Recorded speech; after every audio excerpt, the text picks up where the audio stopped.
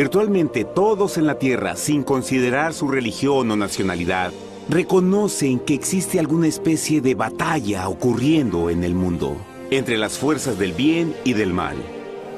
Una lucha colosal entre la luz y las tinieblas, la verdad y el error, la opresión y la libertad, lo bueno y lo malo, y finalmente, la vida y la muerte. ¿Cuál es la historia entre esta paradoja evidente? Muchas religiones, así como la Biblia, enseñan que tras el velo tridimensional del mundo físico que vemos, existe otro mundo espiritual que no podemos ver. En esta realidad invisible a nuestro alrededor, se desencadena una batalla titánica entre el héroe supremo y justo contra el villano más atroz y maligno. La gran pregunta es, ¿quiénes son esos contendientes y cómo, dónde y cuándo comenzó esta crisis cósmica? Este es el misterio más grande de todas las edades y la historia más fascinante y verdadera que jamás haya sido contada. Esta crisis envuelve a cada persona sobre la Tierra. Sí, a cada persona.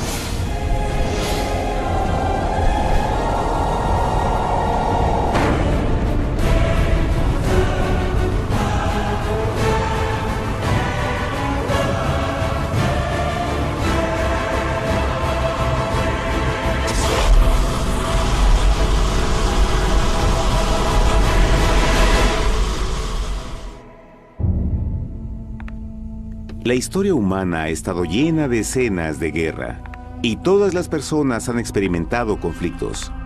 Pero para entender el origen del mal, debemos viajar al pasado, a la primera guerra en el universo. Porque esta guerra no ocurrió en la Tierra. Antes de que nuestro mundo existiera, hubo una guerra en el cielo. Hasta las palabras guerra en el cielo suenan como la última paradoja. Es casi inimaginable para todos que pudiera haber batallas y conflictos entre las creaciones perfectas de Dios en el paraíso. ¿Qué pudo haber causado este conflicto celestial? Por fortuna, un libro antiguo llamado la Biblia nos da suficientes detalles para poder atar los asombrosos cabos. Aunque trágica, también es una increíblemente tierna historia de amor, que va desde el principio de los tiempos tocándonos personalmente a usted, a mí y a cada uno de los individuos de la Tierra.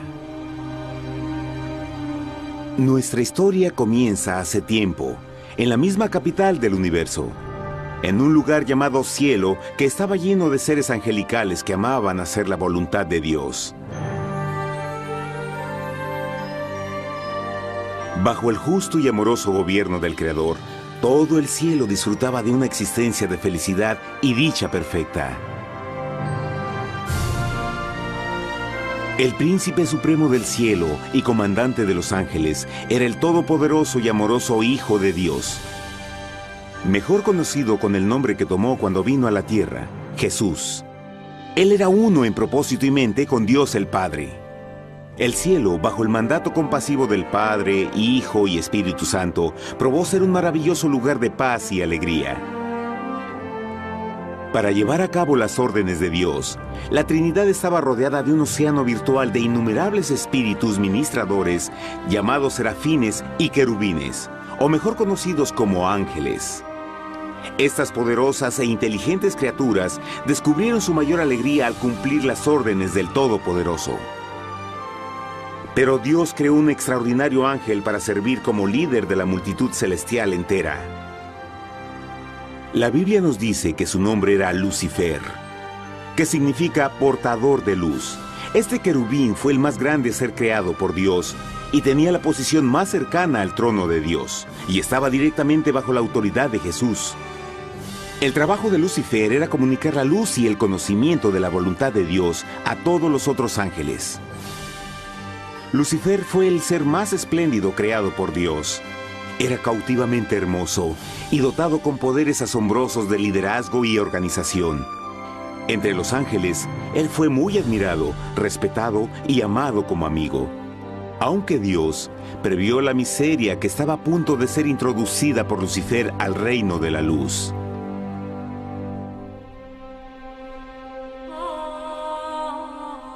Lleno de sabiduría y acabado de hermosura, de toda piedra preciosa era tu vestidura, tú querubín grande y protector. Yo te puse en el santo monte de Dios. Allí estuviste, en medio de las piedras de fuego te paseabas. Perfecto eras en todos tus caminos, desde el día en que fuiste creado, hasta que se halló en ti maldad. Cuando Lucifer pudo darse cuenta de su belleza y poder, su corazón comenzó a cambiar gradualmente. Permitió que su enfoque se alejara de Dios y dirigió su amor hacia él mismo. Tal vez nunca entenderemos el cómo y el por qué estas semillas de rebelión germinaron en su corazón. Pero el profeta Isaías nos da una visión del pensamiento de Lucifer. ¿Cómo caíste del cielo, oh lucero, hijo de la mañana? Cortado fuiste por tierra, tú que debilitabas a las naciones, tú que decías en tu corazón, subiré al cielo en lo alto, junto a las estrellas de Dios. Levantaré mi trono, sobre las alturas de las nubes subiré, y seré semejante al Altísimo. Lucifer gradualmente comenzó a codiciar el poder de Dios, pero no su personalidad. Al pensar en sus propias habilidades y belleza extraordinarias, los cancerosos tentáculos del orgullo y autoadmiración cautivaron su mente. Este resentimiento y envidia finalmente lo llevó a violar la sagrada ley de Dios y a rebelarse contra su gobierno. Necesitamos hacer una pausa y dejar algo en claro. Desde el principio, Dios ordenó que las leyes de la física gobernaran al mundo material en que vivimos. Sin esas leyes naturales, el universo sería un caos. Del mismo modo, las leyes morales de Dios siempre han provisto seguridad y estabilidad al cosmos. Algunos piensan que los 10 mandamientos no existieron, hasta que el Señor los entregó a través de Moisés en el monte Sinaí. Pero las Escrituras nos enseñan que los principios de las leyes de Dios han existido por toda la eternidad, pues son la base fundamental de su paradisíaco reino de amor. Fieles son todos sus mandamientos, afirmados eternamente y para siempre, hechos en verdad y rectitud. Los 10 mandamientos son un resumen de las características de un Dios de amor. Los primeros 4 mandamientos describen quién es Dios, su poder, su territorio y autoridad. Los últimos 6 describen cómo es Dios, su honestidad, su pureza, su fe. Todas estas cosas siempre han sido verdad y siempre serán verdad. Ahora, por primera vez en la historia de la eternidad, Lucifer comenzó a violar estos principios perfectos. Lucifer sabía que si iba a compartir el poder y estatus de Dios, necesitaría apoyo. Así que se puso a trabajar. Comenzó tortuosamente a circular entre los ángeles plantando semillas de duda y descontento con respecto al liderazgo de Dios. Al mismo tiempo, sutilmente hacía notar sus propias virtudes. Él insinuó que Dios abusaba de su poder divino y sus leyes restringían la verdadera libertad y felicidad de sus criaturas. Con su razonamiento audaz y poder sin igual de influir, Lucifer pudo persuadir a un gran número de ángeles de unirse a su motín. Tal vez se pregunten, ¿cómo es que tantos ángeles inteligentes pudieron ser embaucados para seguir a este desertor? Tengan en cuenta que hasta este punto ningún ángel había escuchado una mentira.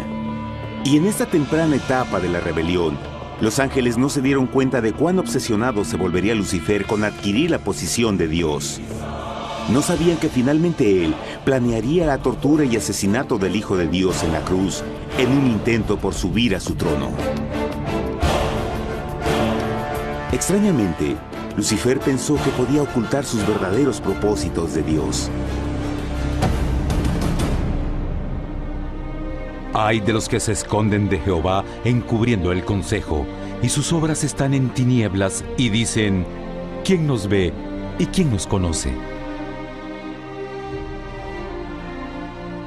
No crean por un momento que la rebelión de Lucifer tomó a Dios por sorpresa o desprevenido. El Señor sabe todas las cosas, incluyendo los pensamientos de sus criaturas. Él entendía exactamente lo que estaba pasando por la mente de Lucifer. Y en amorosa piedad, Dios advirtió al descarriado ángel del peligro. Pero al final, el orgullo y amor propio no le permitieron a Lucifer arrepentirse. Así que eligió la rebelión total contra Dios en vez de la humilde obediencia. Algunos se han preguntado, ¿esto significa que Dios creó a un ángel defectuoso? No, pero Él creó a Lucifer con la libertad de elección. Verán, la libertad de elección es una cosa maravillosa, pero lleva consigo un increíble riesgo, incluyendo el riesgo de la rebelión y la posibilidad de que el amor de Dios pueda ser rechazado. El amor real no puede venir de una criatura preprogramada. No puede ser forzado. Debe ser voluntariamente dado.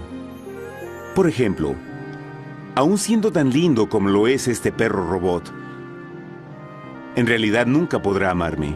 Puede hacer que parezca que me ama, pero solo está siguiendo instrucciones preprogramadas. No tiene opción. Y por otro lado, este pequeñito está verdaderamente feliz de verme. Él ha decidido darme su afecto, y con el tiempo, nuestra relación crecerá y se hará más fuerte, mientras lo ame y lo cuide. Del mismo modo, un Dios de amor solo quiere amor genuino de sus inteligentes criaturas. Y para que eso pase, estas deben tener la libertad de elección. La rebelión de Lucifer es la más grande evidencia de que en verdad tenía esa libertad. Y ahora, la pregunta más grande era, ¿cómo respondería Dios a esta crisis? ¿Cómo lidiaría con Lucifer y los millones de ángeles que se unieron a su rebelión? Muchos se preguntan, ¿por qué Dios no destruyó inmediatamente la rebelión? Después de todo, Él pudo fácilmente vaporizar a Lucifer con mandarle un rayo. ¿Pero eso en realidad habría resuelto el problema? No, al contrario. Eso solo habría intensificado las dudas y sospechas que Lucifer ya había plantado en las mentes de los ángeles. Recuerden, Lucifer sabía, como nadie más podría saber, el manejo interno del gobierno de Dios. Su destrucción se habría visto como parte de un gran encubrimiento, y la razón que motivara el servir a Dios hubiera sido el miedo a las represalias y no el amor. No, el Señor sabía en su sabiduría que la mejor forma de enfrentar la crisis era permitiendo que siguiera su curso. Esta sería la única forma en que se aseguraría de que el mal no se levantara otra vez. Dejad crecer juntamente lo uno y lo otro hasta la siega. Y al tiempo de la siega yo diré a los segadores: recoged primero la cizaña y atadla en manojos para quemarla, pero recoged el trigo en mi granero. En la parábola del trigo y la cizaña, Jesús describe que un tiempo de crecimiento es necesario para que una planta revele su naturaleza. En su entendimiento infinito, Dios sabía que con el tiempo el carácter real de Lucifer sería expuesto y que los amargos frutos de su rebelión se volverían visibles a todos. Hasta ahora los ciudadanos del universo no estaban familiarizados con el pecado y a dónde los llevaría. Pero eso cambiaría cuando ellos vieran por sí mismos su terrible naturaleza autodestructiva. Al final, la sabiduría y amor del gobierno de Dios se mantendría por siempre confirmado y el universo estaría seguro. Cuando Lucifer y sus seguidores llevaron su rebelión abiertamente, el Señor supo que no habría paz si se les permitía quedarse en el cielo. Debía ponerse un límite, tomar acción y desalojar a los rebeldes. Pero Lucifer y sus seguidores nunca se irían por su propia voluntad o pacíficamente. El siguiente paso era la guerra.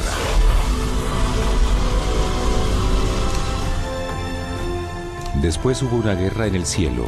Miguel y sus ángeles luchaban contra el dragón, y luchaban el dragón y sus ángeles, pero no prevalecieron y se halló ya lugar para ellos en el cielo, y fue lanzado el gran dragón, la serpiente antigua que se llamaba Diablo y Satanás, el cual engaña al mundo entero. Fue arrojado a la tierra y sus ángeles fueron arrojados con él.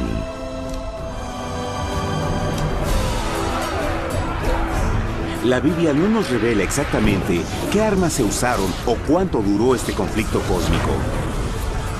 Pero esta guerra fue como ninguna que los ojos mortales hayan visto jamás.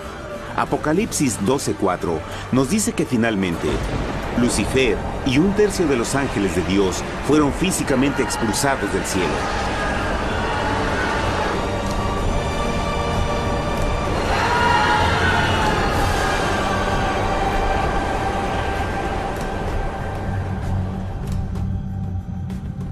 Pero, ¿qué venía después?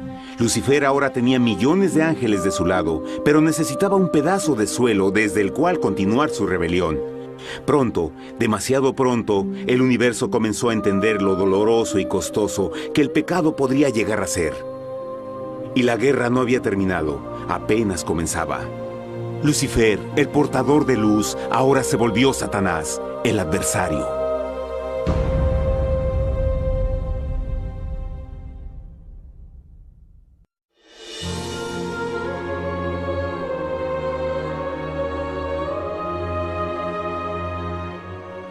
Después de la guerra en el cielo, Satanás y sus ángeles caídos fueron desterrados de la corte de la gloria. Por un tiempo el diablo y sus demonios vagaron por el universo, buscando inútilmente mundos que se compadecieran y que se unieran a su rebelión. Mientras tanto, el corazón de Dios sentía intensamente el vacío que creó la pérdida de Lucifer y sus ángeles. Y el Padre, Hijo y Espíritu Santo regresaron a su trabajo favorito, el maravilloso trabajo de la creación. Decidieron hacer un mundo nuevo, lleno con una variedad de asombrosas y diversas criaturas de amor. Este nuevo mundo sería único, porque las criaturas principales serían hechas a la imagen de Dios.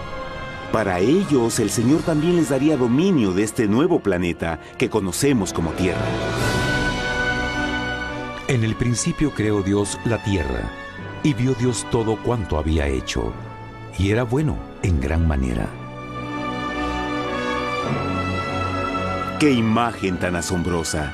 Dios forma un nuevo mundo, nuestro planeta Tierra.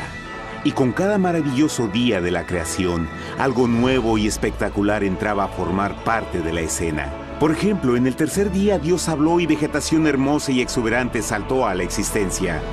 Plantas de todos los colores, formas y tamaños. En el quinto día, el mundo estaba lleno con asombrosas, exóticas criaturas que podían ya sea elevarse por los cielos o deslizarse libremente por las aguas azules, y algunas podían hacer ambas cosas. El sexto día vio la presentación de una variada y diversa multitud de animales terrestres.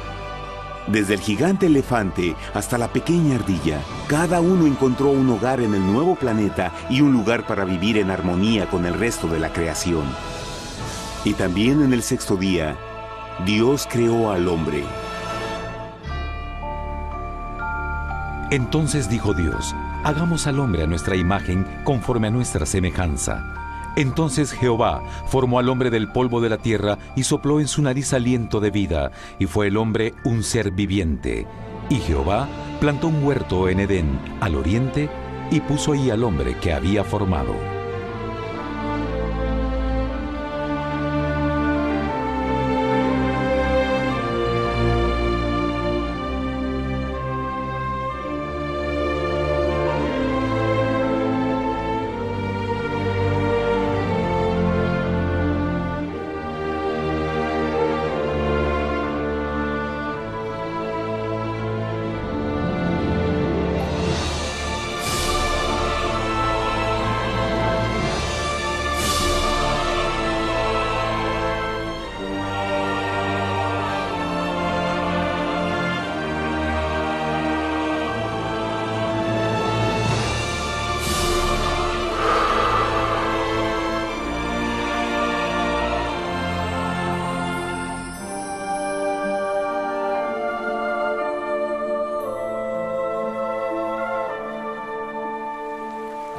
¡Qué enorme honor!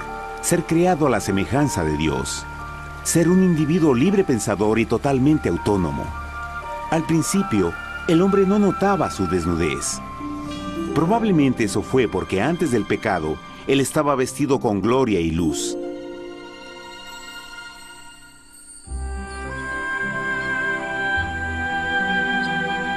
Dios también creó la compañía ideal para Adán, su bella esposa Eva.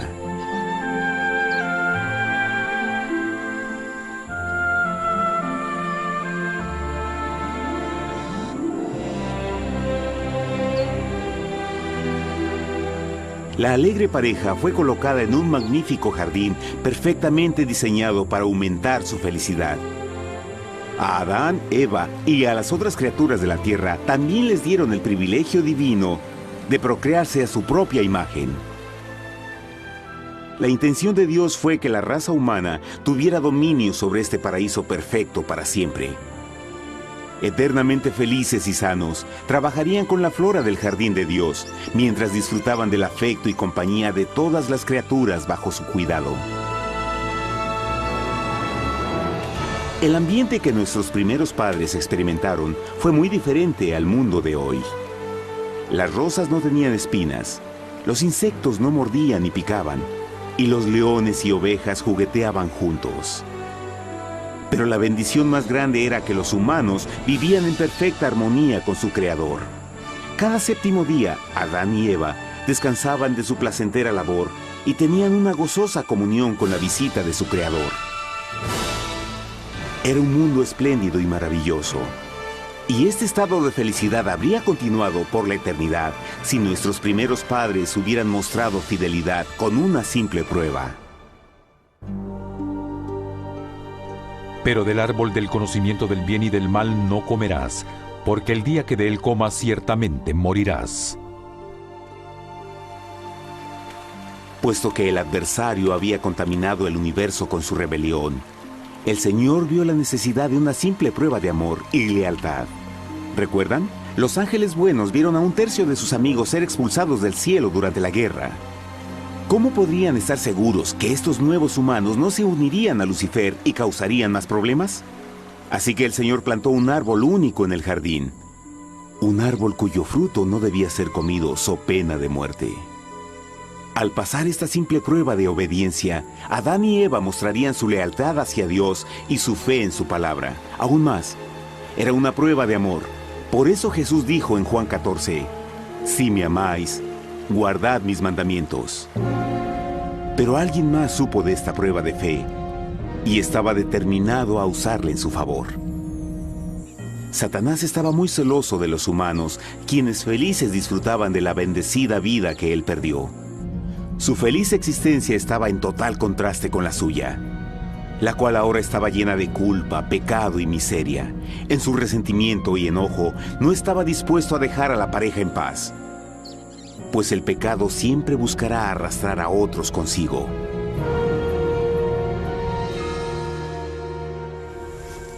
Así, un día en que Eva estaba concentrada en su placentero trabajo, se encontró sola y peligrosamente cerca del árbol prohibido. Fue cuando Satanás vio su oportunidad. Usando una serpiente hipnotizante como su medio, el ángel caído llamó a Eva desde el árbol y trató de entablar conversación.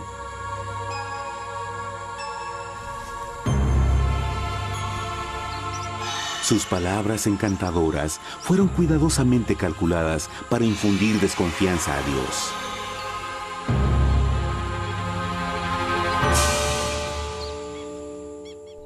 Entonces la serpiente dijo a la mujer, «No moriréis, sino que Dios sabe que el día que comáis de él, serán abiertos vuestros ojos y seréis como Dios, conocedores del bien y el mal». Y vio la mujer que el árbol era bueno para comer, y que era agradable a los ojos y codiciable para alcanzar la sabiduría, y tomó de su fruto, y comió, y dio también a su marido, el cual comió así como ella. Trágicamente, cuando Eva escuchó la suave y sedosa voz del tentador, comenzó a tener dudas sobre la palabra de Dios. La serpiente la engañó con la promesa de gran poder y sabiduría. Eso llamó su atención, Después de todo, aparentemente el fruto le dio a la serpiente la habilidad de hablar. ¿Qué otros poderes podría darle a ella? Y así, aunque apenas había conocido a la serpiente, ella confió en su palabra por encima de Dios, quien la creó y le proveyó un hogar paradisíaco. Así que Eva comió del fruto prohibido y pronto persuadió a su esposo de hacer lo mismo. Adán pudo haber elegido mantenerse leal a Dios, pero él puso su amor por su esposa sobre su amor por Dios. Cuando nuestros primeros padres le dieron su lealtad al enemigo, el dominio de la tierra fue reclamado por Satanás. ¿No sabéis que si os sometéis a alguien como esclavos para obedecerle, sois esclavos de aquel a quien obedecéis? Ninguno puede servir a dos señores. Este mundo sería el último campo de batalla entre el bien y el mal. Y el corazón de cada hombre y mujer fue el premio. Adán y Eva no se dieron cuenta en ese tiempo, pero su momento de desconfianza y desafío abriría las compuertas del sufrimiento de millones de personas durante miles de años.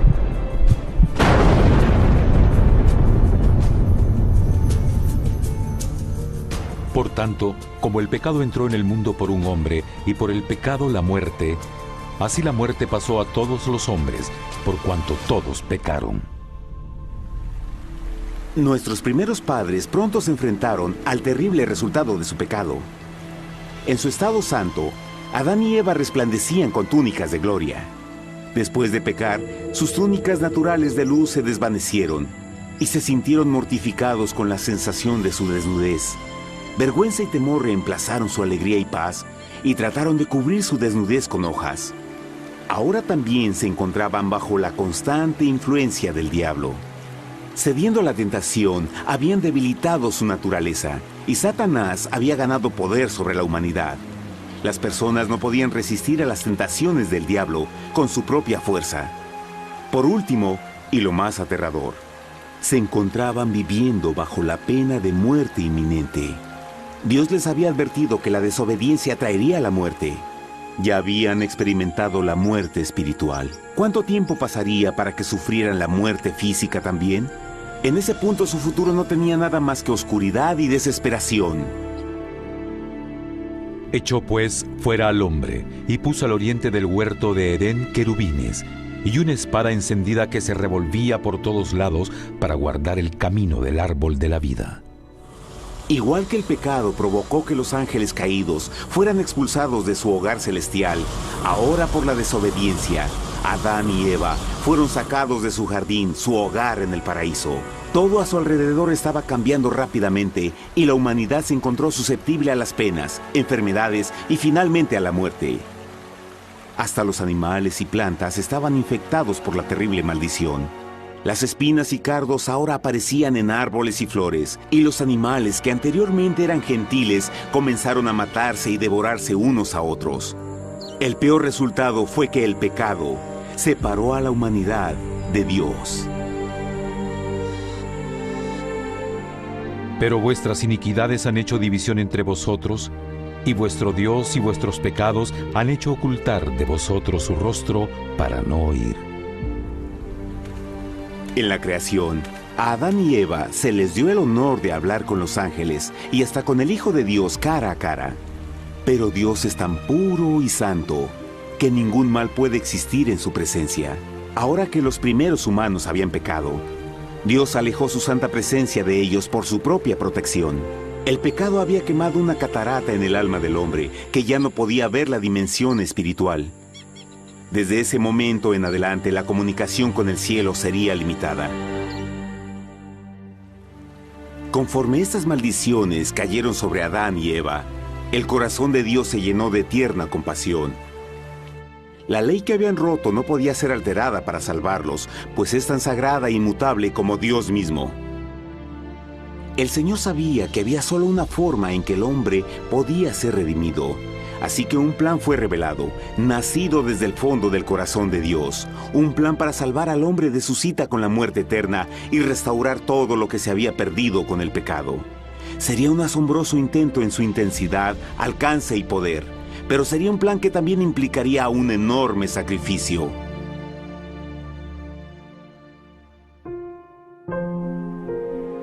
En esto se mostró el amor de Dios para con nosotros, en que Dios envió a su Hijo unigénito al mundo para que vivamos por Él.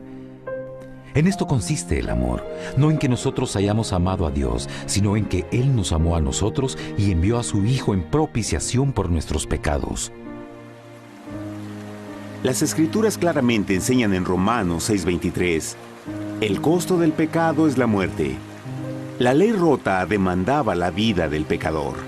Y solo había uno en todo el universo que podía calificar como sustituto de la humanidad.